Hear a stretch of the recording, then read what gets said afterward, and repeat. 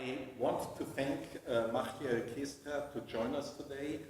Machiel, I know him since 2010 when he was part of a group that has been called, is still called, Philosophy of and as Interdisciplinarity. That is a group of people, mainly philosophers, but from other areas as well. Alan Potter was part of that in the beginning.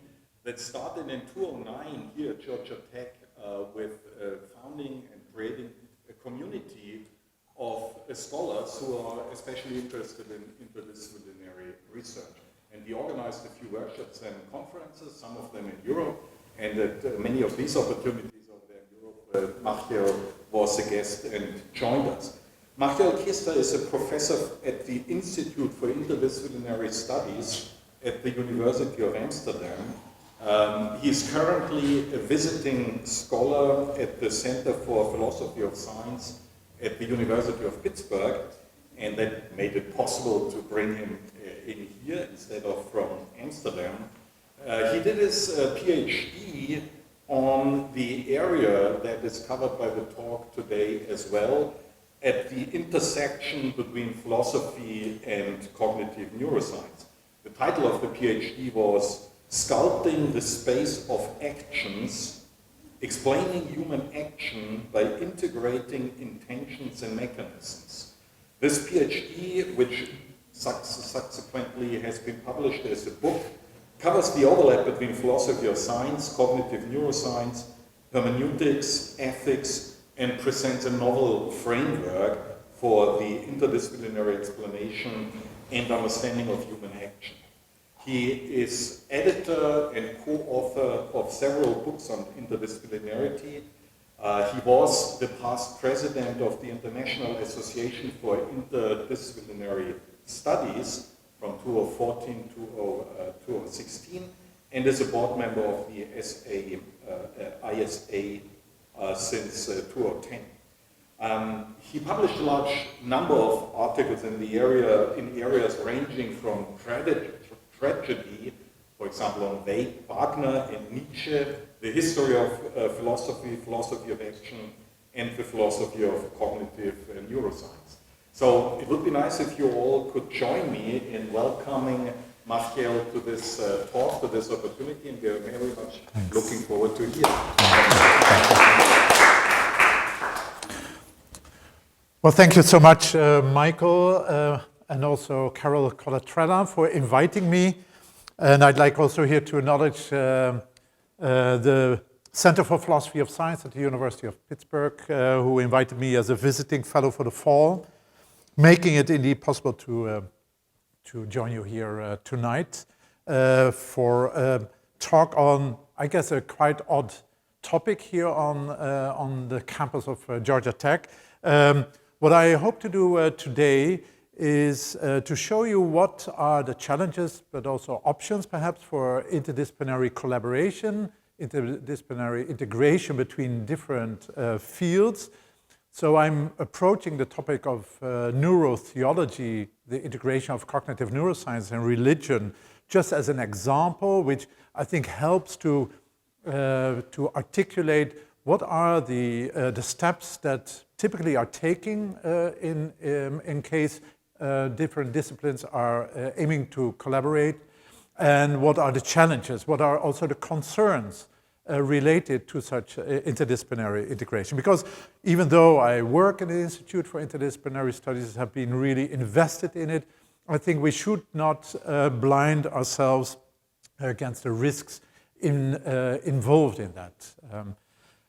So this picture shows you, and I guess most of you have recognized the Dalai Lama looking at the subject, a meditating subject being put into an fMRI scanner, which in a way is quite representative, as we will learn over the next 45 minutes, for neurotheological research.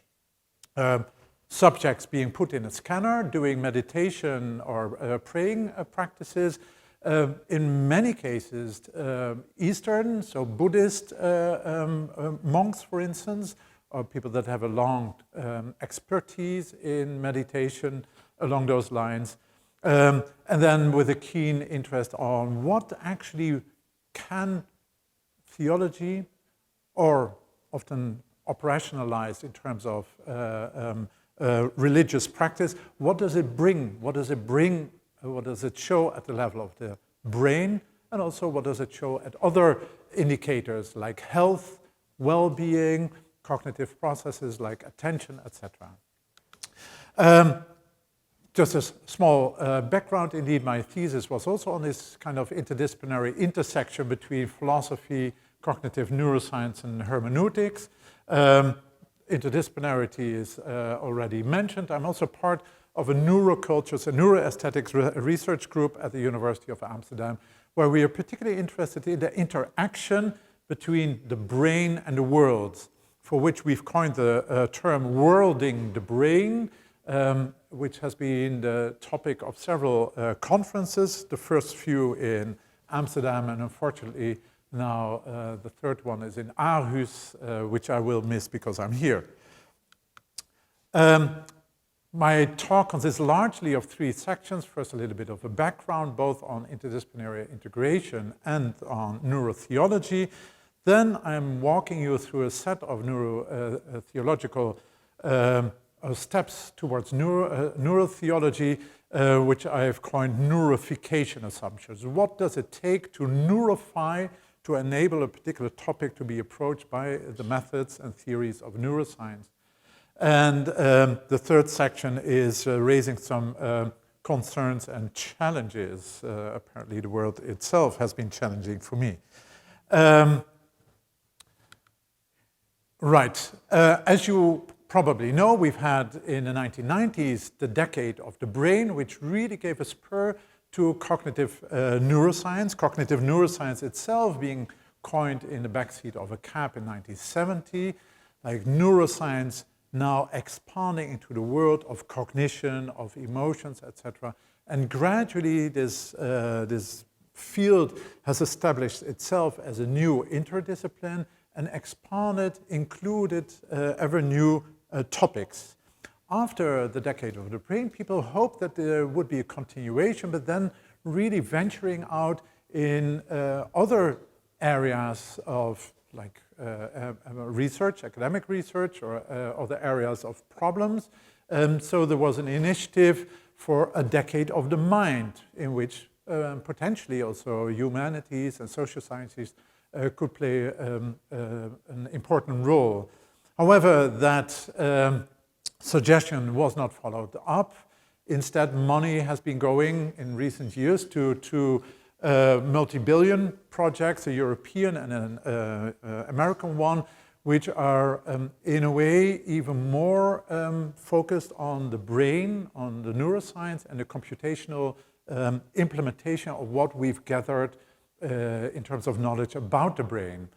So the proposal for a decade of the mind included topics like healing and protecting minds, like think about mental health issues, where I think apart from cognitive science and medicine, we could also think about social sciences, of course, including sociology, anthropology, enriching the problems of cognitive neuroscience could have included humanities, but unfortunately, as mentioned, the decade of the mind never made it. Nonetheless, given this expansion of cognitive neuroscience, over the years, ever more disciplines, including the humanities and social sciences, have made what is called a neuro-turn, have turned to neuroscience to integrate their methods and concepts, and to a lesser extent, cognitive neuroscience has also taken up questions and topics provided by these other disciplines, like the social sciences and humanities.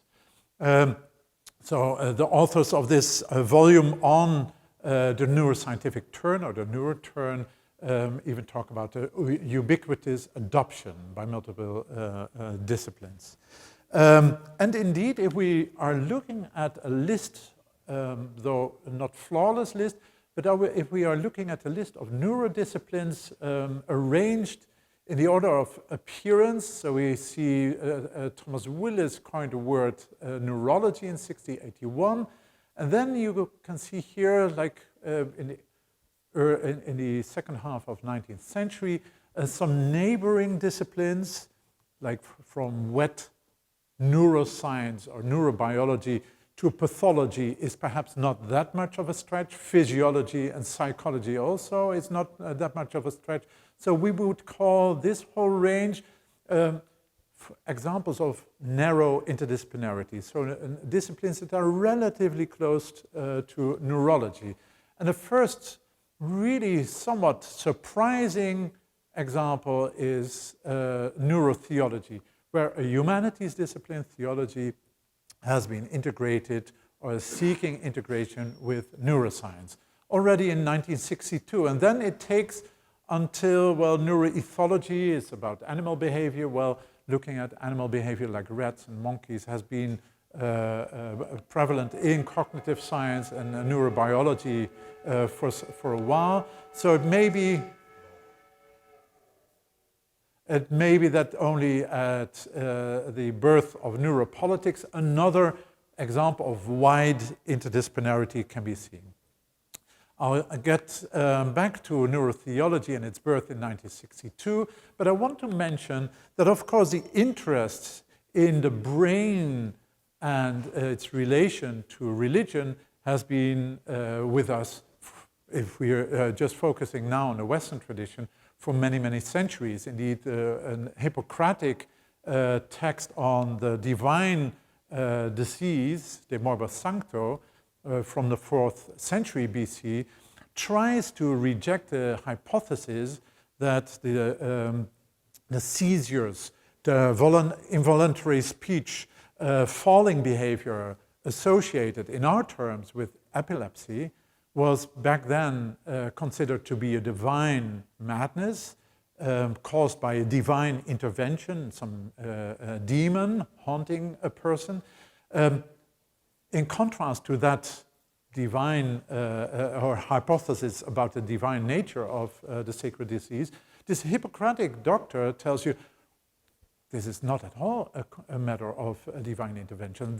It runs in the families. And if it would be divine, it would perhaps be spread much more widely through a population. So we have to look at explanation that centers, that focuses on the brain, because the brain, as this Hippocratic doctor says, is the origin of emotions, of our speech, of our vision, of our imaginations. And as you probably know, the Hippocratics thought that there were 4 different humors or fluids that characterize someone's personality, but also functioning of the brain. And this Hippocratic doctor said, well, if there's too much moist in the brain, everything gets like in flux and things are getting a little bit chaotic. So neither the sight nor hearing can be addressed, and the tongue speaks in accordance with the sight and hearing. So gibberish and going in chaotic phrases, instead of believing that there's some kind of a demon that speaks through the tongue of the unhappy victim. And even the Hippocratic doctor offers an empirical hypothesis, considering that animals suffer from the same condition, as we by now also know that they do. They can suffer from epilepsy. And he suggests, well, if you will cut open the head of a goat suffering from a seizure, you will note that at that very moment, its brain will be too moist. I'm not sure whether you can see this early print of Hippocrates, but here's someone drilling a hole in the skull of someone, and we know that these cases of trepanation were quite prevalent, not just in Greek antiquity, but really thousands of years before that. In other words, the connection between brain and religion has been around even before, far before 1962. So what happened in 1962? The novelist Aldous Huxley, in his final novel, introduces there a person, Dr. Robert, and he is the one actually that talks about, or that mentions neurotheology as, and I'm quoting, I see now what the old Raja was talking about. You can't be a good economist unless you're also a good psychologist. So this is 1962, far before behavioral economics was on the rise. I'll continue the quote. Or a good engineer without being the right kind of metaphysician. And don't forget about the other sciences, said Dr. Roybert. Pharmacology, sociology, physiology, not to mention pure and applied autology, so the knowledge of the self, neurotheology, metachemistry, myco-mysticism, so these are like mushroom mysticism. So we are in the midst of the 60s, of course, and Aldous Huxley, who wrote also The Doors of Perception, opens several doors to alternative perceptions, among which, for him, neurotheology was one. After this first mentioning of neurotheology in this novel, it took another 20-odd years for the first empirical article or scientific article to emerge, to appear with the title Neurotheology, the Working Brain and the Work of Theology, in which this author, Ashbrook, presents a hypothesis about the two sides of the brain that somehow are responsible for different forms of processing that are in a way prefigured by what we can read in theological texts. And in that sense, it is a kind of a prefiguration that we see in several authors in the field of neurotheology who have a kind of I'd almost say a partisan position, really being motivated by a particular religious stance and trying to employ neuroscientific insights to offer explanations for what is found in religious texts, etc., or to support the specificity of religious experiences and religious cognition. Now, I think it makes sense, apart from novels, etc., to think about these collaborations between theology and neuroscience. Because if you think of what neuroscience might have to offer to theology, theology and religion in a wider sense, I'll come to this question of definition, but often theology and religion are taken as kind of overlapping. Neuroscience can offer ways of investigating the claims and descriptions offered in biblical text or mystical text, trying to support or perhaps also critique the kind of distinctions that are made there. It may, for instance, also offer ways of exploring the connections between the mental processes involved in religion, religious behavior, and other processes. Of course, nowadays, much is done about mindfulness, which stems or has its roots in meditation practices. And meditation practices are considered as part of a religion. But also, there are also some overlapping networks between creativity, for instance, and religious processing. So neuroscience can sometimes really offer ways of exploring connections that perhaps theology itself would not find. And of course, it can develop models and explanations, offer explanations that are somewhat broader than those offered in theology itself. And as much, or perhaps even more, I think, does theology or religion has to offer to neuroscience, because we're looking at different traditions and different cultures with very well-defined and described practices, stimuli like potential materials in terms of texts, rituals, practices that are well-defined and are being practiced by many subjects, like thousands, millions of subjects from an early age on. So it can provide neuroscience potentially with a whole set of materials and subjects for studies. However, as we will see in the more critical parts of this lecture, as far as it is done now, there are many also concerns about how these connections between neuroscience and theology are made. And when we are doing this, we are engaging in interdisciplinary integration. And interdisciplinary integration is often seen as the essential part or the crucial part of interdisciplinarity. And interdisciplinarity, for those that probably do not know this, is a term coined almost 100 years now by the Social Sciences Research Council, hoping to bring the different constituent societies much more closer to each other by offering funds for collaborations. And one of the first individuals, so in that sense it really didn't fulfill the intention of the program. One of the first was Margaret Mead's project on the investigation of sexuality in Samoa. And as you can see, there are many, there are different social scientific approaches involved in that project, even though she conducted it just by herself.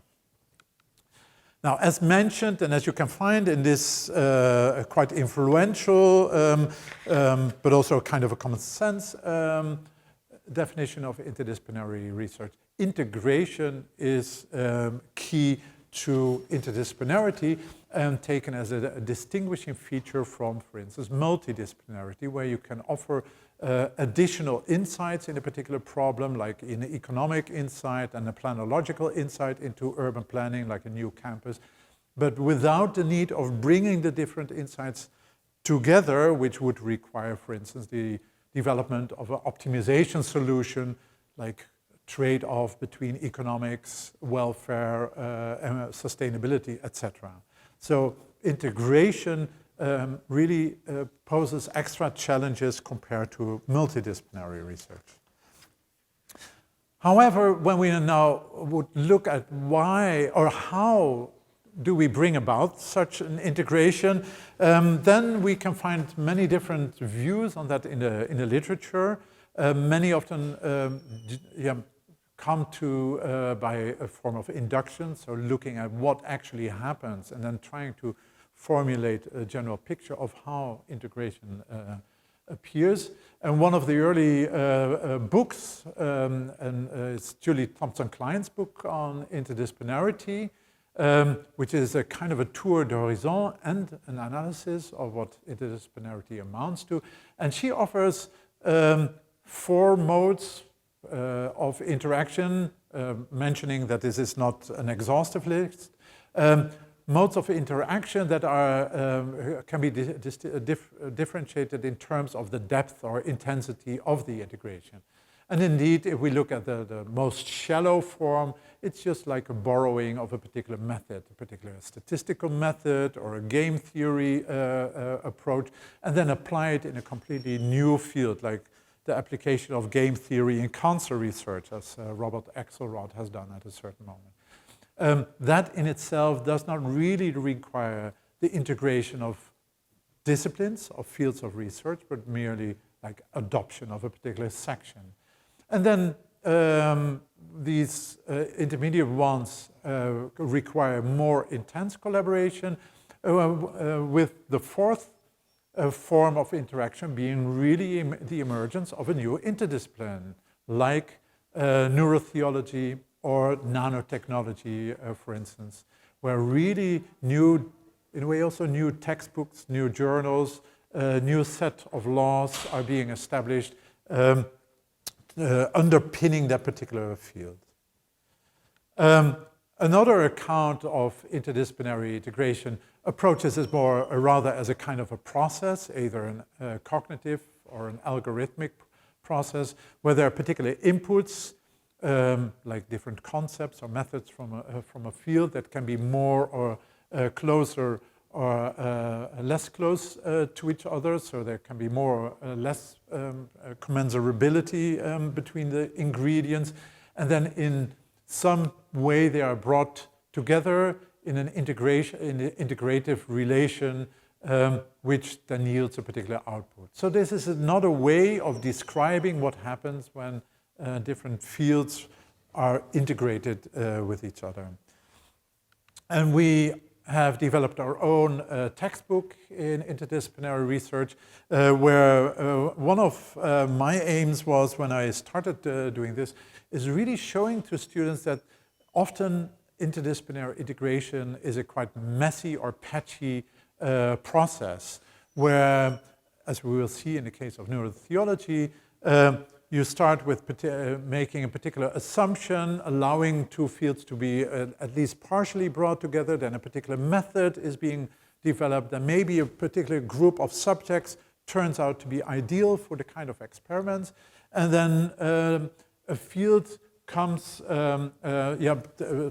starts emerging, but also, as you can also see in neurotheology, sometimes there's a kind of bounded rationality at play. That is, a field takes a particular term almost by accident, and then that particular paradigm or experimental paradigm or a particular set of theories define the field, and it takes a kind of an extra effort at some point to reconsider the direction the field has been taking, and perhaps considering broadening or changing the direction of the fields. So what we wanted to do, and I'm not going to walk you through this almost confusing picture, but what the picture represents is that there are different elements that you can try to integrate between different fields. So you can borrow theoretical and or methodological elements from different fields. You can also, if you're thinking about applying a particular insight from a field, for instance, applying insights about the cognitive or psychological effects of prayer or meditation into health. For that, you probably don't need too much methodological or theoretical reconsiderations, but it's really thinking about how can we then apply the particular meditative practices with patients in a clinical setting under particular conditions. So it's a very different form of integration in a context like that than if you're only thinking about theoretical integration. All right, so this has been kind of the background. Let me just briefly check if I can continue or if there are already obstacles I should clean up. Okay, if anything emerges, please let me know. So I'm now taking you through a couple of assumptions, and I may skip over one or two that I have prepared in light of the time. Assumptions that enable this integration of cognitive neuroscience and theology. And I think it should be noted right away that these assumptions are not disjunctive. So there can be examples of neurotheological research that have adopted one or more of these assumptions. One of the first and quite influential steps that have been taken, not just by William James, who is mentioned here, but by others, is reconsidering the broad field of theology, which ranges from theories of exegesis or hermeneutics to systematic theology, institutional theology, even pastoral theology, so pastoral work. James describes these three different fields, and then very clearly mentions, well, that he as a psychologist, or perhaps neurologist, but he refers to himself as a psychologist, that for him really it's only personal religion that he can engage in. And he, and I quote, he mentions, religion belongs to the domain of psychology, understanding personal religion as the feelings, acts, and experiences of individual men in their solitude, so far as they apprehend themselves to stand in relation to whatever they may consider divine. Or elsewhere he talks about the description of man's religious constitution. So here's a huge delineation or limitation of the field of theology. And I've called this the cognitivization of the domain of religion or theology. So as a psychologist and also cognitive neuroscientist, we can talk about cognition, emotion, vision, perhaps motor processing, but that will be a problem as soon as we put people in a brain scanner, for instance. But all the other, like the cultural and historical environments or precedents, cannot really be part of this psychological or cognitive neuroscientific investigation. And just to underline that this is not just an odd thought of William James, but has been really adopted quite broadly in a recent, somewhat critical approach, account of neurotheology. It is called indeed the Archimedean point, the point where neurotheology can be pushed from the ground, can take off. As I mentioned, Hippocrates already thought about that, right? Taking the divine madness as just an example of a personal experience based in the individual's brain and not in some wider religious or sociocultural context.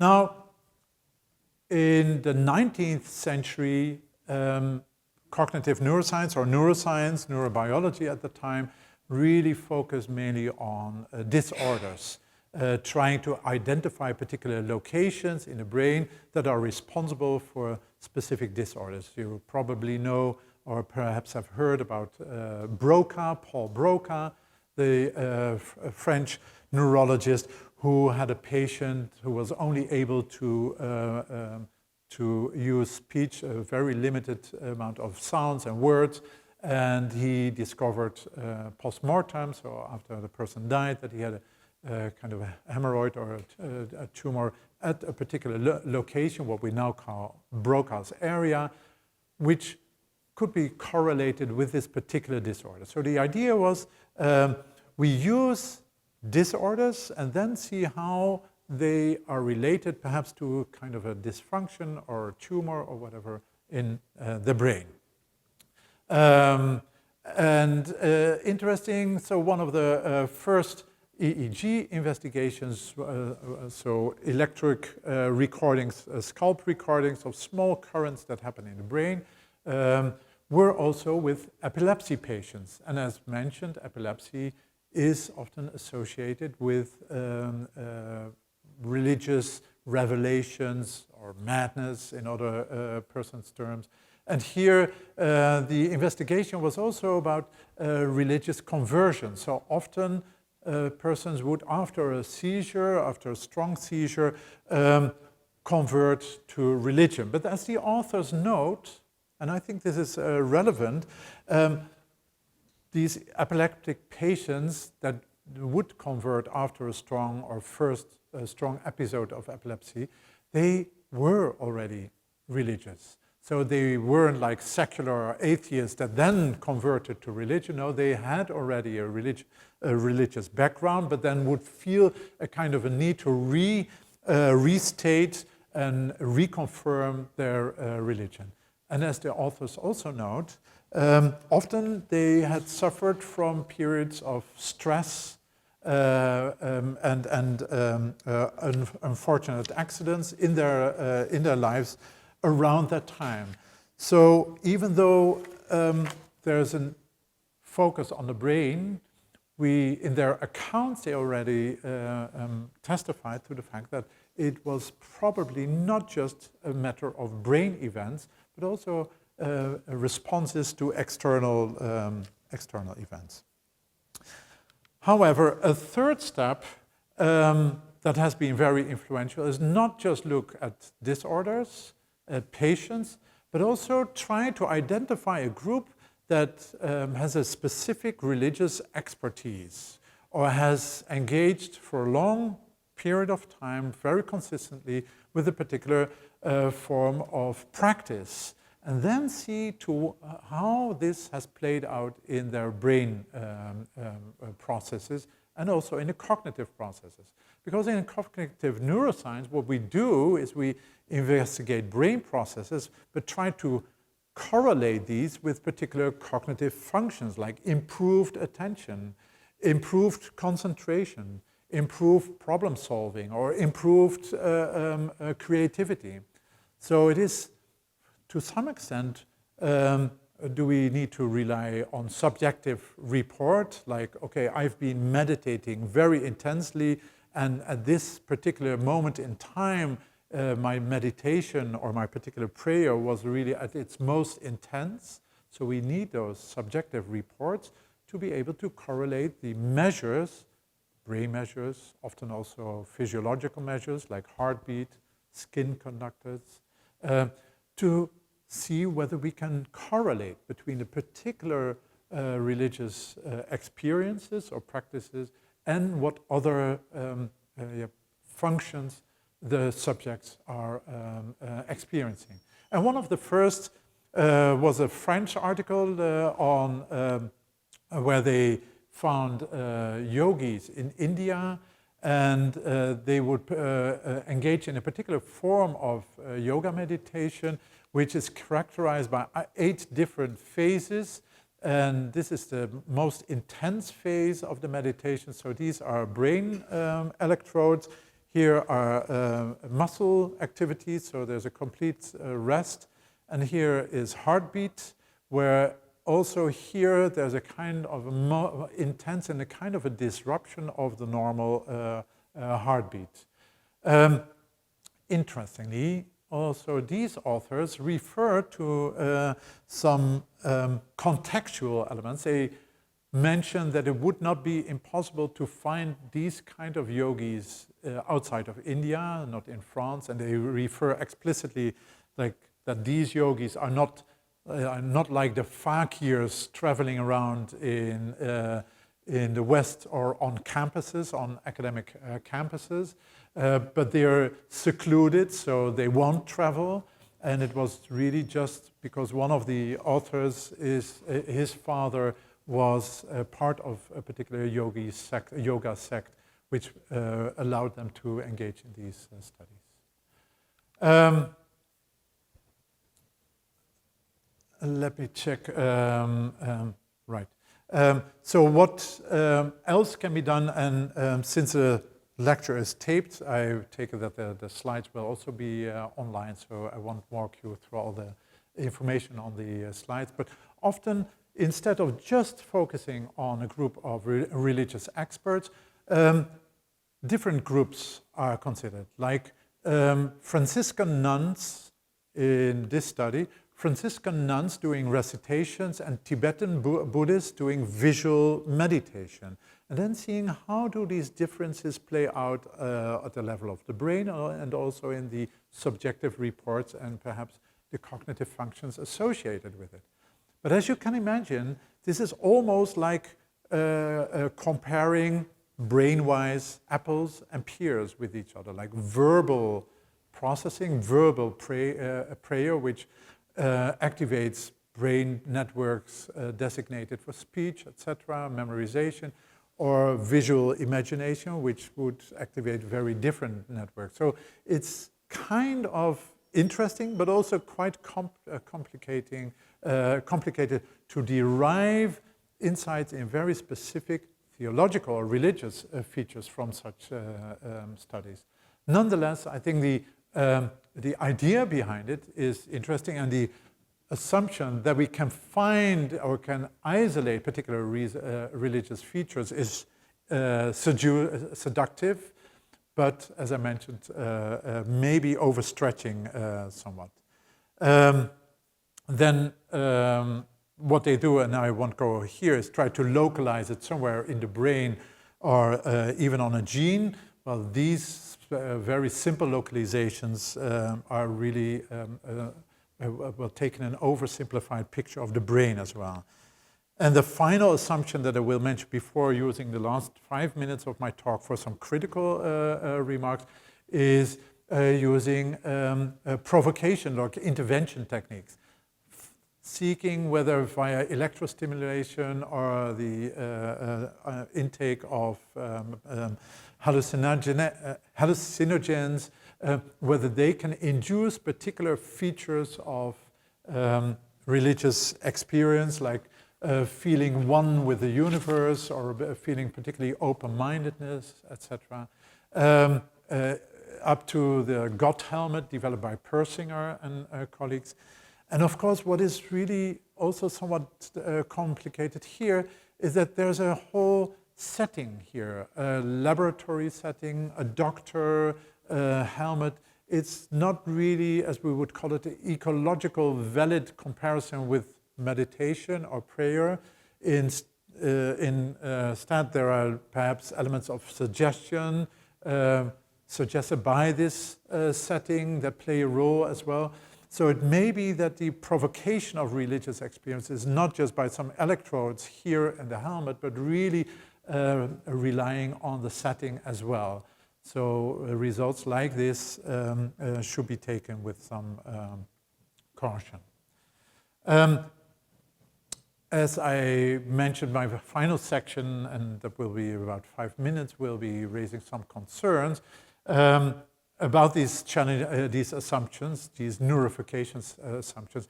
And I've already mentioned during the different assumptions some of those concerns, so I won't go over all these more methodological and practical concerns. But I think what is really important to realize is that many of these studies suffer really from very basic flaws in terms of the number of subjects, the validity and the significance of the results, not keeping authors often to generalizing their findings to the whole domain of religion as such. So here is a list of concerns.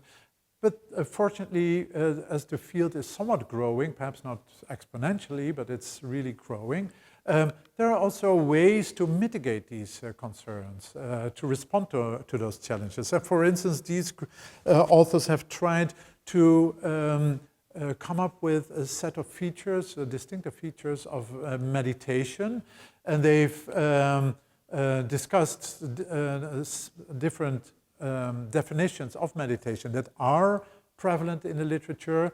And then, so these 5 definitions were scored on particular characteristics.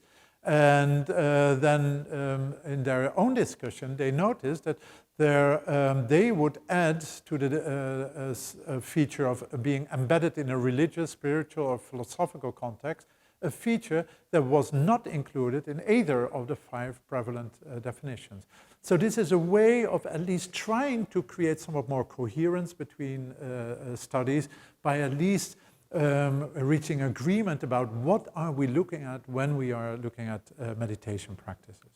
And another response to the localization to very specific brain areas has been to develop much more complex mechanisms that also are not completely uniquely devoted to religion, but considering the fact that the brain is often like reusing different areas, like Broca's area is not just for language, but is in use in action processing, in all kind of hierarchical structures that we need to process.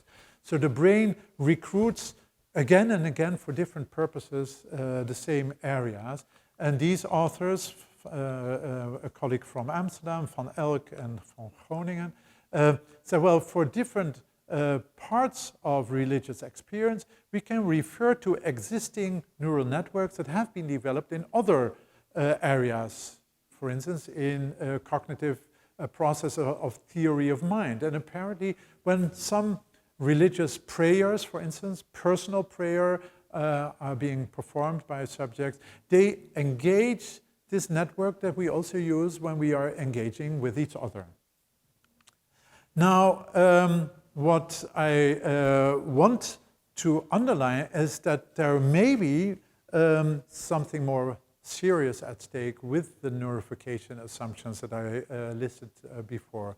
And that is that preparing religion or theology for cognitive neuroscientific study has invited or forced authors, researchers to consider religion in such a way that is focusing on a self, on an individual, taking out of its of its socio-cultural and historical context, considering that self as mainly being brain-based, so the embodiment of experience is largely left out.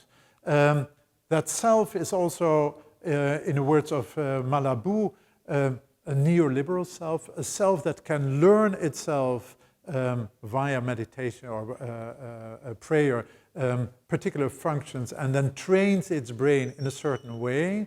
So the notion of plasticity or neuroplasticity is very much associated with the subject as it is taken in cognitive neuroscience.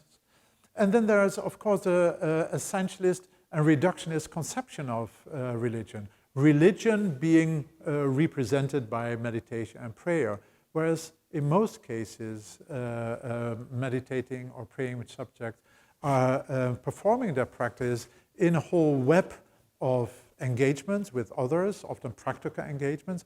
Also, there are many religions, like including forms of Judaism, that do not emphasize so much prayer or meditation, but rather practical engagement with the world, doing good in the world.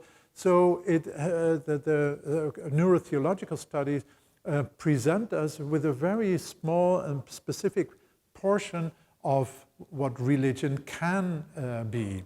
And by then using those neurotheological results as a kind of a representation of religion and theology as a whole would really be a form of misleading. And of course, as the first slide of this person put in a brain scanner watched by the Dalai Lama also shows, there's a kind of a commodification of religious experience. So religion being something that you can here and now ask someone to do, or particularly the experts, being more or less interchangeable with other tasks that people are doing. So again, a kind of a simplified notion of religion. So I think neurotheology could gain if the balance between the disciplines and if the other elements of theology that were left out from personal, by focusing on personal religion, if those other elements were being brought to bear upon neurotheological research. Of course, this would require also reconsidering experimental paradigms, different research lines, and as I mentioned in the beginning, what you can see in a field like this is that the first studies often are like picking low fruits, and then a particular train of thought and a train of experiments gets on speed, and it's very difficult sometimes to change its direction. But I think there are many interesting notions that could be brought to bear on such research, and it will really enrich the field and then probably also contribute to a decade of the mind in a richer sense than we've seen at the beginning. So I hope that even by presenting some critical remarks on neurotheology, the message that there's new grounds to gain has come across as well. All right, I think I'll leave it there. Thank you. Yeah.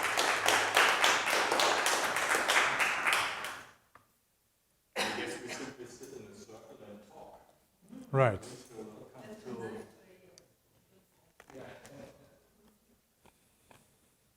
Questions, comments, challenges?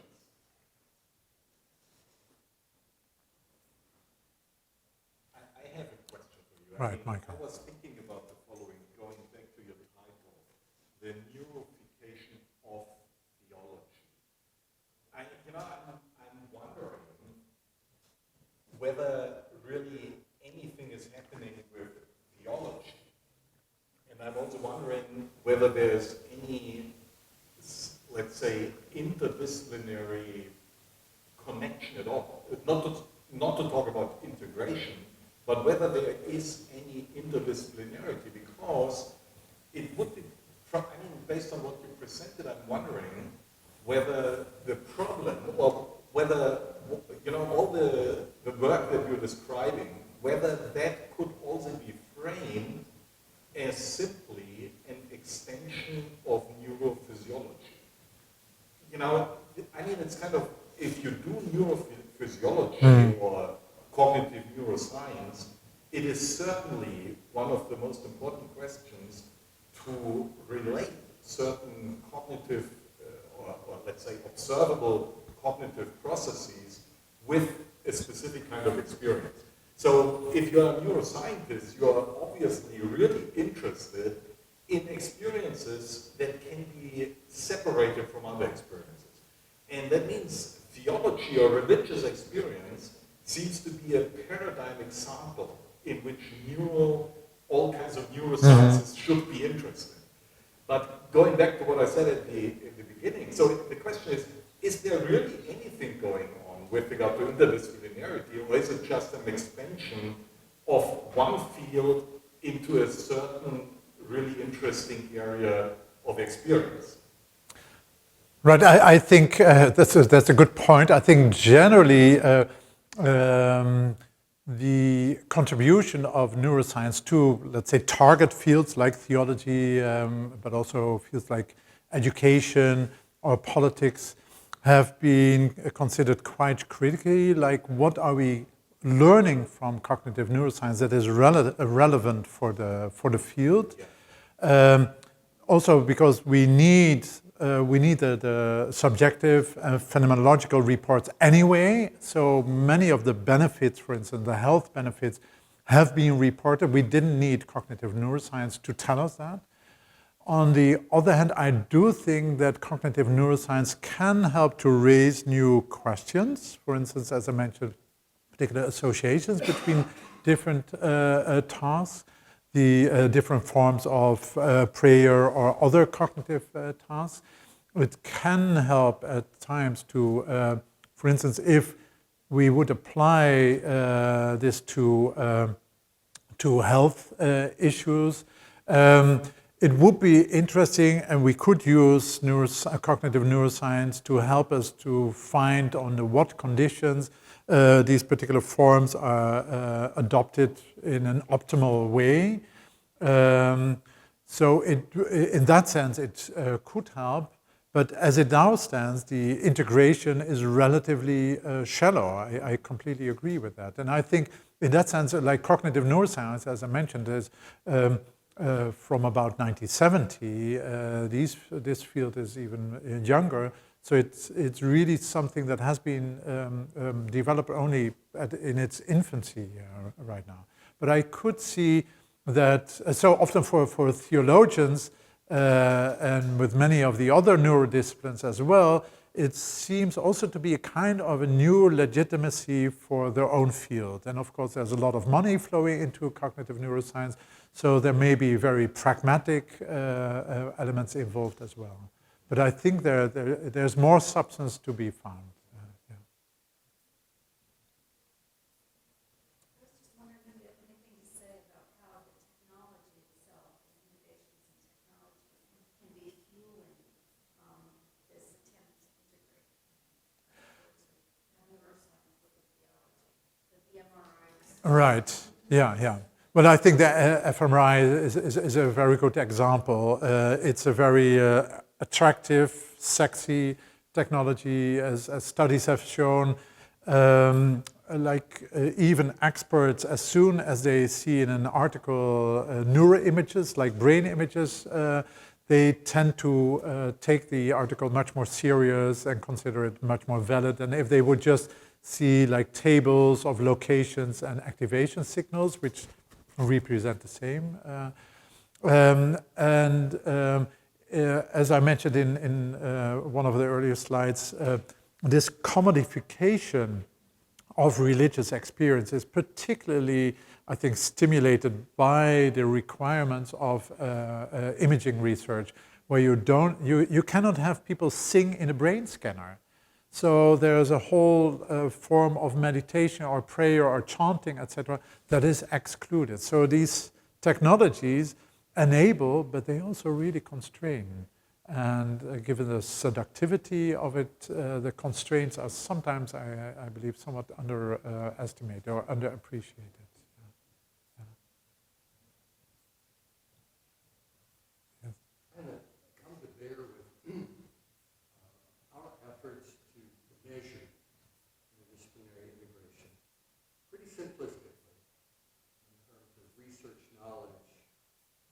diversity in who's science. Mm-hmm.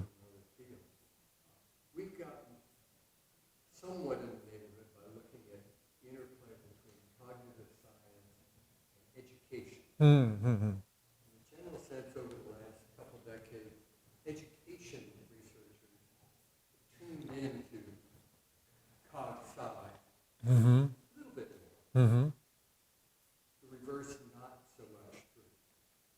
In my brain, trying to think through some neuroscience and theology, is there potential for literature connection there? If so, have you taken a look? Yeah, well, there are,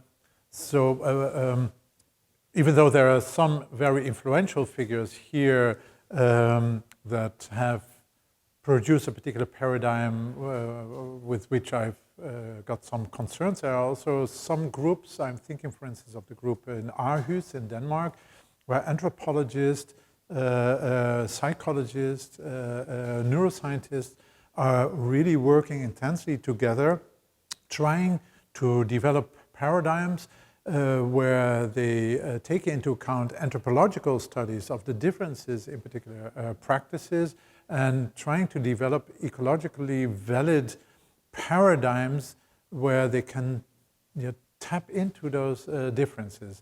So indeed, these are groups. Instead of many of the older works are done by a single or two authors, often somewhat invested in religion. So I think you can see that these larger interdisciplinary collaborations are coming from the ground. Does that answer to your question? No, but it's Okay. very interesting. Okay. Well, then I may have understood. So what? Are there? I know nothing of theological literature. Mm-hmm. But does it take the form of citing references? I suspect. Neuroscience certainly does. How frequently would they tend to cite literature from across? All right.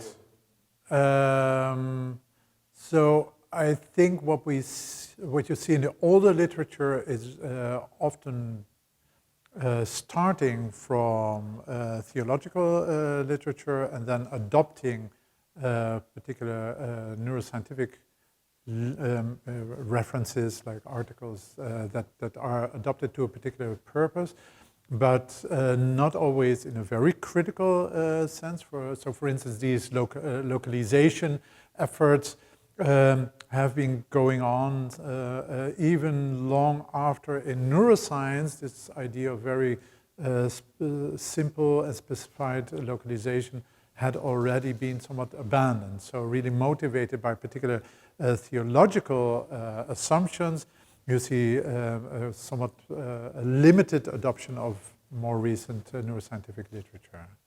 And that has been changing. I think in that sense, the literature and also the citations are really richer in the last couple of years than before. Yeah? Yeah? Wondering about a distinction between the methods and the mindset. So one way to think about reductionism is, I'm a neuroscientist, and the only thing I can do is have people prayer, meditate, and image them. But you talk about in my papers that, this is just an aspect of religious experience, of cover religion, and I can be open and sensitive to that. Or I can say this is religion, and this is all it is, and neuroscience is capturing it. Do you find one or the other in the literature, or do you see that distinction as important to where interdisciplinary is going? I think again, there's really, one could even write a kind of a generational history of neurotheology, I think, where particularly like work of the last 10 years, including what I've mentioned somewhere by the Aarhus group of Schödt and Rupsdorf, Armin Geertz, and in Amsterdam, a couple of colleagues. They're including work on embodiment, cultural neuroscience in their work, which really has asked for new methods, like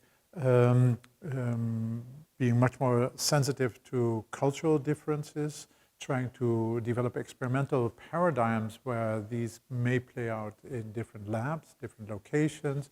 So in that sense, I think there's between generations really a shift visible. Yeah.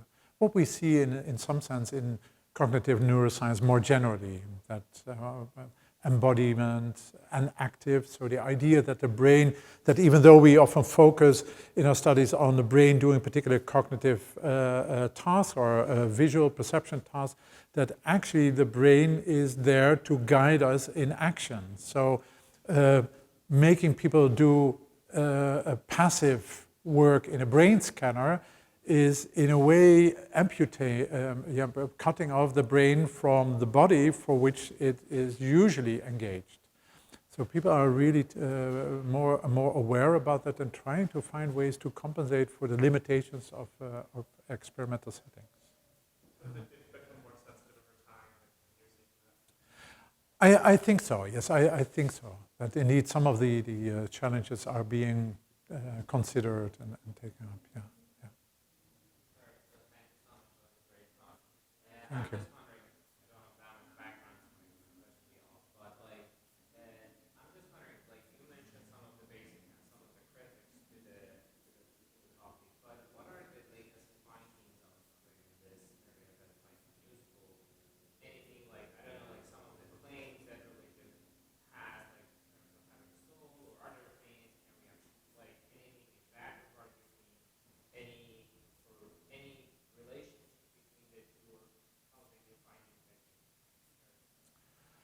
Right, I think a lot of research has been done on, as mentioned, on meditation and prayer, particularly meditation, often taking Asian meditative practices for experiments, which can be partly really due to the requirements of imaging technologies where you need to be still, etc., etc.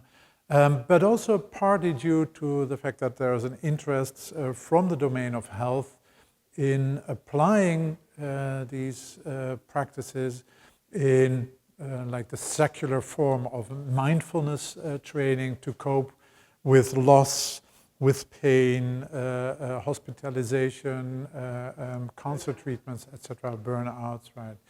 So there's a lot of work on the intersection of health, religion, spirituality, meditation, but as mentioned, that may be partly really due to external funding and technological.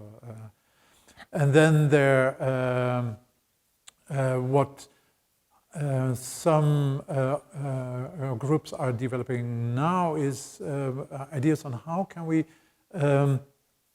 investigate the role of rituals, because religion to a large extent also consists of rituals, repetitive acts, interaction in settings, often handling objects or devotion to particular objects. So I think that over the next few years we can see more studies that are focusing on that. What is also interesting, and again this is from the Aarhus group, is for instance the role of charisma. Charisma being part of religion, but also being part of politics. I think we've seen some of it in the last few weeks here in the States. And there have been studies trying to determine what actually the cognitive effect of charisma, of the experience of charisma is. And it seems, for instance, that some frontal lobe processes are being diminished as a result of a person undergoing a form of charisma from someone. So cognitive processing is somewhat diminished. There's a kind of a reloading of cognition, like handing over cognition to the person that has the charisma over oneself. So here you can see that religious practice or religious experience can also be employed in another neighboring field, raising new interdisciplinary connections, like in this case, neuropolitics.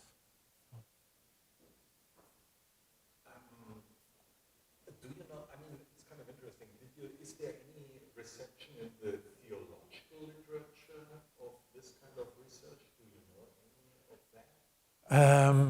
I think as far as, so I'm not a theologian, so I really have to be cautious. I'm not speaking as an expert in the theology. But so there are several popular books that have been published and that receive widespread attention also by theologians. But I think as generally in the humanities, this whole Neuro-turn has been really also perceived somewhat critical. As I mentioned, people are aware that some authors or researchers are using it as a kind of a legitimation of the field, but such a legitimation can also undermine one's specificity if it is due or up to cognitive neuroscience to give a boost to theology, which in many universities, including my own, is really at risk, then one wonders what remains of it. So I think there's really kind of an ambivalent relation there. Yeah. I mean, going back to the question of integration, I'm thinking, the history of theology has been influenced, for example, heavily by studies in literal analysis. So, in the middle of the 19th century, when linguistics developed, that was very influential in theology when people realized, for example, that the Bible was not written in one piece, but it has a long literary history. So with regard to this, that's kind of far back in the history, but in theology, that had a huge influence and changed the way theology was thinking about the word of God. Right, yeah. So now we have these modern tendencies looking at neuro processes, or the idea to apply the theory of evolution to the, why are we religious? Or why religious can be explained from an evolutionary point of view. But as you say in your last remark, for theology as a logy is a scientific endeavor, right? So it's kind of critical also to make a distinction between theology and religion. I agree. Yeah. And one side note for your talk, the question is whether the neurofication is a neurofication of theology or of religious experience. Right. Now, and going back again to theology, theology was always challenged by the fact that on the one hand, it's about religion, and that means a very personal experience, but on the other hand, it's a scientific endeavor, right? So there is a certain threat that you can see there when it comes to new scientific developments like neuroscience and theory of evolution, because people are fearing that their real life experience is kind of reduced. Right. Yeah. Yeah. So that's kind of a long story. That.